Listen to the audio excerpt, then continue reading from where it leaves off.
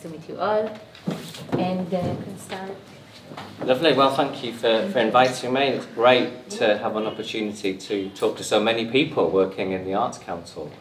And I want this to be a conversation. I don't know how long we've got now, probably 45 Yeah, 45 minutes.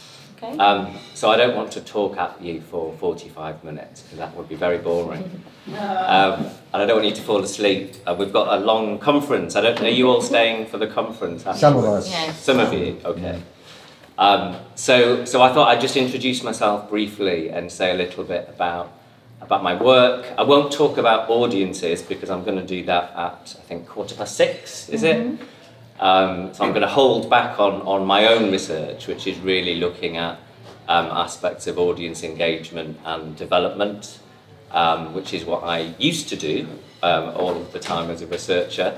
So my background is in theatre, really. I was a theatre producer for several years, and I worked for 3 years at the very new National Theatre of Scotland in 2006. So some of you may have heard about NTS, as it's called, National Theatre of Scotland. It was famous, really, I think, because it was the first national theatre to be established without its own theatre building. So the business model was very much about kind of theatre without walls, of taking theatre all over the country. It's a very rural country, those of you who know Scotland, and really working with the existing ecology and infrastructure of theatres and village halls. So it was lots of community engagement, lots of digital engagement, and that really got me interested in questions of audiences and what role theatre can play, especially in national theatre, in getting out of the big cities and taking theatre to the people of Scotland, and trying to be, as we used to say, national with a small n and not a capital N. And then linked to that, really, are questions of cultural value and the role that theatre and the arts in general play in society, which I'm sure, hopefully, is of interest to everybody here. So there aren't any slides, so I've printed out just a small little booklet about the Centre for Cultural Value, and I thought I would just, maybe for 20 minutes, talk through what we try and do at the Centre for Cultural Value, because it's the first centre of its kind in the world. I think it's quite a unique model, hopefully quite interesting to you. What we really try and do is to work at the kind of intersection of research and policy and practice. So we try and create spaces like this, really, but special, protected, safe, independent spaces where policymakers and funders like you can come into dialogue with cultural practitioners and with academics, because we think that those three communities don't talk as often as they should do, and don't exchange ideas, and therefore we don't often learn about what works in terms of cultural engagement and impact, and we don't always make the case for culture and cultural funding as well as we maybe should do. So I'll introduce the centre, and then Sharon thought it might be interesting to talk a bit about what's happening in England at the moment with cultural funding. So I'll maybe end talking about some of the radical shifts and opportunities, and also the challenges that we're facing in England and in the UK at the moment. And then hopefully we'll have lots of time for questions and dialogue and discussion. So what we try and do at the Centre for Cultural Value is to build a shared understanding of, so we don't define cultural value, because I'm an academic, and I was very aware that we'd get lots of criticism if we spent 5 years asking philosophical questions about what is cultural value. And people have been doing that for, as you know, for centuries, since at least ancient Greece. So we don't define it, but we do say that we're interested in exploring the differences that arts and culture, and we include in that heritage and screen, make to people's lives and to society. So it's quite a simple definition, really, of our scope and our focus. And we try and be really pragmatic. So our vision and our kind of end goal is that cultural policy and cultural practice is informed by research and by an evidence base. So most of the work we do is really trying to summarise all of the existing research and make it interesting, hopefully, and accessible to cultural workers, cultural practitioners. So we do that via digests, via podcasts, via short films. We commission artists to produce animations. So we were doing that for about 6 months, and then of course COVID came and happened. And we were very new as a centre. We'd been asking all of these big questions about, you know, what our purpose was and who our stakeholders were and what our brand was. And then we suddenly thought, we don't know what kind of cultural sector will be left, if at all, after the pandemic. So we embarked on a big empirical project working with Tal and 34 other people, I think it was. Most of us had never met. I still haven't met some of that research team. It was all obviously on Zoom and Teams. Not ideal. But we really wanted to understand, you know, the impact that the pandemic would have on the cultural industries. So we undertook this 15-month project, looking at what audiences were doing. We had a population survey of up to 7,000 across the UK, asking them what they were doing in the pandemic, what they were thinking of doing after the pandemic, if they felt safe going back into cultural spaces, if their habits were changing, if their interests and tastes were changing, what they thought about the role of culture in society. So we did this big survey in 5 waves over 2 years, really. And then, you know, Tal and 2 or 3 other of your team did a lot of analysis of the cultural labour force in the UK, looking at the impacts on different subsectors of the cultural industries and who was being impacted the most severely, really. We did an ecosystem analysis of a big city region, Greater Manchester, to look at the impact on that city region. We looked at social media, and then my team did lots of 230-ish interviews with cultural sector practitioners, so, you know, at the beginning, in the middle and at the end of the pandemic, asking what their organisations had done and how they'd responded really to the pandemic. So that's what we do. We do mainly secondary research, and then every now and then we apply for funding, like the COVID fund, and we do some primary research that we lead ourselves. We're really small. There was 5 people to start with. We're now 12 people, partly because we do a lot more digital work and we do a lot more policy engagement. So pretty much everything we do, we have to do in collaboration. So we have a network of universities around the UK.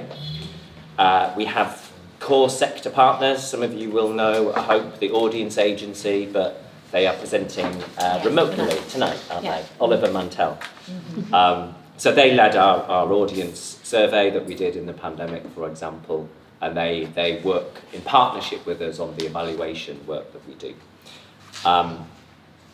So we have 40 affiliate partners. Some of you will recognise some of these great organisations like the BBC, the British Film Institute, but we have national theatre companies, opera companies, and the idea really is that we work with membership organisations who, you know, help to promote our work to their members. So One Dance UK would be a good example of that, or the Museums Association, so it's multi-art form. We have delivery partners like Tate, the Tate Gallery in London, where we do collaborative PhDs, for example. And then we have kind of art form specialists and place-based organisations like Creative People and Places and Voluntary Arts UK organisations. So these are brilliant people, and to be honest, we haven't quite yet maximised the potential from all of these great partners. But what they are really useful for is acting as kind of critical friends. So we might say, you know, these are the research themes that we're thinking of doing over the next 5 years. Is that the kind of thing that would be useful to you? Those are the questions that you're asking. You know, how can we be most useful to the sector, basically? So they're a really useful sounding board. and we meet them at least once a year, not very often, but and as ever, one of the best things is just, you know, them all getting together and networking and sharing ideas across different art forms. So again, just an example of our collaboration. I put this page in about our history because we're really the legacy of a 2 or 3 year research project called the Cultural Value Project that was run in, I think, 2013 to 2015 across the UK, and there were about 70 projects as part of that. So this report here is really useful if you're looking for, you know, different case studies of cultural value, looking at work in prisons, for example, work with traveller communities, work in schools. I mean, pretty much everything is, you know, is showcased in this great report. And it's really shaped what we do. So this report and this project was looking very much at social impact and cultural impact. So we don't really look at economic impact for various reasons. And one of our challenges, which we might talk about later, is to really champion qualitative and creative methods. Because our Ministry of Culture, and I think yours is a bit similar, sorry Tal, but you know, is obsessed with figures and quantitative analysis, and they want to count anything that they can count. And we know that, you know, especially smaller cultural organisations use a whole range of other methods, you know, that are ethnographic, very creative sometimes. So one of our jobs is to fight with the Ministry of Culture and say, look, we need to capture the impact of what the sector does in a whole range of, you know, of different ways, and the multiple dimensions of value cannot be captured in spreadsheets or, you know, figures. So that's how I always justify our focus on social impact and cultural impact. And we really, you know, we have a mixture of themes that are intrinsic. So we look at, we've just funded a little project looking at beauty. So we matched a small arts organisation with a physicist and a philosopher, and they're looking at, you know, different qualities of beauty and what that means to audiences. So a really nice example of kind of art for art's sake, if you like. And then we do really instrumental work like arts in health and, you know, correlation between arts and well-being and health outcomes. Or, you know, a lot of our policy work, obviously, is very instrumental. And our ethos, I suppose, you know, it was quite daunting when I got the job as director of a Centre for Cultural Value, because it's inevitably political, isn't it? And the question is always, who wants to know? Whose value are we talking about here? So we thought we really needed to start with this very clear manifesto that we believe that, you know, cultural value has to be plural and diverse, and that everybody has very active cultural lives, but they don't always have the same opportunities to engage in publicly funded culture. So we try and take a very broad perspective of culture, and a lot of our work is really trying to champion marginalised groups, marginalised communities and marginalised art forms to really shift what people think culture is and who it's for. So that's our kind of guiding principles.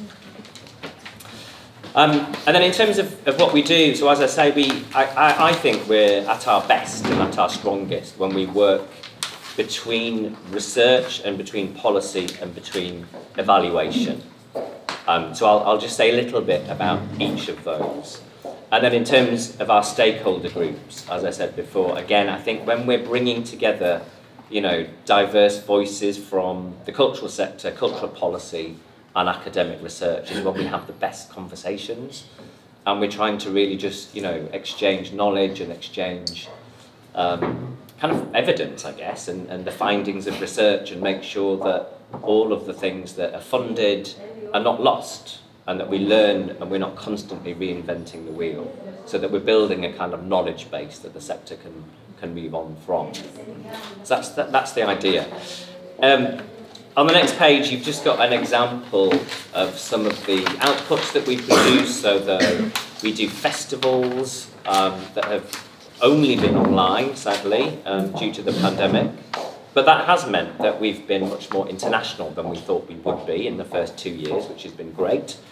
So we have partners now in Canada, across Scandinavia, in Australia, across Europe, obviously. And one of the reasons I was really keen to come here is to listen to all of the things that are happening in Israel and to build those international links with, with people like you. So the next 2 or 3 years, we're very, very keen to establish a kind of international network of centres for cultural value. So I'll just quickly talk through, research and policy and evaluation, and then I'll hopefully open it up for questions and discussion. So research, the first thing we had to do really was decide what our key research themes were going to be for the first 5 years. And there was a lot of focus at the time in the UK on arts and health. There were some really well-funded programmes, but it was still quite emergent, and there wasn't very much academic research on arts and health. So there was lots of interest in things like social prescribing, GPs referring people to arts programmes and to local choirs, but there wasn't any evidence about the business model and how the funding worked for that kind of thing, and not very much evidence about the actual benefits, the correlation between, was it art, or was it really just the fact of being in a group of people, and you could have been gardening or walking. So, what was the kind of magic ingredient, if any, that made a difference between art and positive health outcomes? Mm-hmm. So that was our first theme. Then, as I said, we kind of had to pivot and look at the impact of COVID-19. Happy to say more about that if that's relevant to you. We're currently looking at cultural participation. So the last digest that we produced was looking at everyday creativity. So, the value that people place on creative activities at home, for example, which is really under-researched and under-explored. And this idea of, cultural organisations being facilitators of other people's creativity rather than always producing professional art for people. So that kind of, co-producing, co-creating idea. Our next digest is looking at the social role of the artist. Any evidence that there is of positive impacts that artists can have working in community engagement, for example. And then we're going to do some audience research and look at, again, lifelong impact of engaging with arts and culture. What are the benefits that audiences say that kind of activity has? And then the next 2 years, really, we're going to be looking very much at cultural data and evaluation. Again, I'm sure most of you have a vested interest in both of those things. I hope you do. And one of our roles, I suppose, is to really be ambassadors for how important it is to have robust, rigorous data. So that's something we were talking yesterday to the Ministry of Culture about in Israel. But the need to, in order to make strategic decisions and to build that evidence base, we need to understand exactly what audiences are doing, how that's shifting, what younger people are doing, what older audiences are doing after the pandemic, what's happening to the workforce, where the skills gaps are, etc., etc. And then evaluation. So one of the reasons we were funded, so one of our funders in particular, was very keen that we kind of work with the cultural sector to upskill them in evaluation methods and methodologies, which, as you can imagine, isn't easy. There was a bit of a myth, I think, that cultural organisations were really bad at evaluation, that they weren't interested in it at all. But when we started to go around the country and talk to cultural organisations, most of them said, we're actually passionate about evaluation. We just don't have enough time. We don't always know how to do it properly, and we really want to. And our funders are asking for the wrong kind of data, and they don't do anything with the evaluation. So there's a huge sense of frustration, basically. So one of our jobs, I think, is to kind of to mediate and act as intermediaries between funders and cultural organisations or practitioners and say, look, there's a problem here. We need a different approach to evaluation. Evaluation needs to be useful and shared, and it needs to embrace failure, for example. It needs to be honest, it needs to be taken seriously, especially in Department for Health, for example. So we need a revolution in evaluation, and that's one thing that we're trying to do. And then the next theme, that we're really looking at next year is this huge big topic of the role of arts and culture in community, place and identity. So questions of, place shaping, how we can regenerate our cities and towns in an ethical way, in a sustainable way after the pandemic, how we can repurpose our high streets and the role that artists and art can play in that regeneration. Questions of heritage and identity, looking at, say, mining towns in Wales and the role that culture plays in specific locales. So these are really big questions, I think everywhere, aren't they? But in the UK, politically, they're the biggest questions at the moment of how the government can redistribute money out of London into the regions, and I know that's a big question here in Tel Aviv, isn't it? So that's the research that we do. I've talked a bit about our COVID-19 project, so I won't say any more now about that, unless you have questions. You will say in the lecture?